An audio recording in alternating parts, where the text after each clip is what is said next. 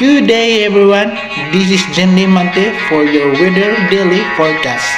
Now, for our weather update, our satellite images shows that finally there is an improved weather condition over Luzon after experiencing heavy rains last few days. On the other hand, there are some cloudiness over eastern Visayas and eastern Mindanao cloudiness due to the rain bands of a low pressure area or LPA that is currently outside the Philippines area of responsibility or PAR. No worries because based on our forecast models, the LPA will not develop into a full tropical cyclone.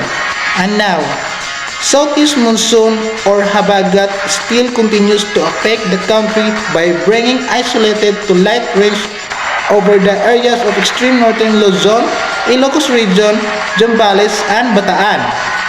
While for the rest of the country, isolated thunderstorms are still expected, especially in the late afternoon or early evening. Once again, this is your reporter, Jinli R. Manteng.